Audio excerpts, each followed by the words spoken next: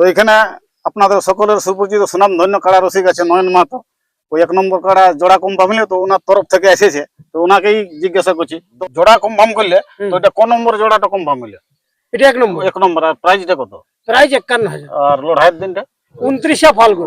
29। তাহলে 29 ফাল্গুন বিলচারি গ্রাম কাড়া এনে ঠেকান দিবে। হ্যাঁ।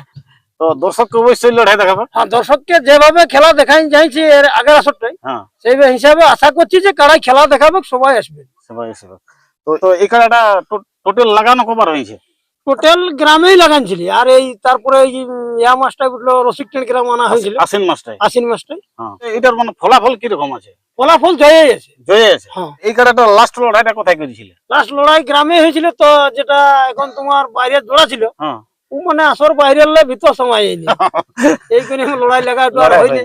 তাহলে আর এখনো লাগানো এই, তাহলে ওর পর থেকে আজ মানে এই বিলচারি হবে। এই বিলচারি হবে। তো দর্শককে কতটা আনন্দ দিবে আপনাদের কাড়াই? দর্শককে বলবো যে যাই হোক, যে হিসাবে আমাদের কাড়াই এর আগেবারে বাহারে লড়াই দেখাচ্ছে, সেই হিসাবে বলবো যে নৈরাশ হবে নাই। মোটামুটি লড়াই হারি মার কি আর হবে, গোটা তোর বলতে পারছো না, তবে লড়াই হবে। লড়াই হবে। তো আপনাদের কাড়া তো জোড়া কনফার্ম হয়ে গেল, আর তো দর্শকদের উদ্দেশ্যে কি বলবে? দর্শকরাকে বলবো যে মোটামুটি আসবেন সবাই, লড়াই খুব হাড্ডাহাড্ডি হবে। 1 নম্বরের ক্ষেত্রে যে হিসাবে আমাদের ইয়ার আগে কাড়াটা লাগিয়ে গেছে, সেই হিসাবে বলা যাচ্ছে যে লড়াই খুব ভালো হবে।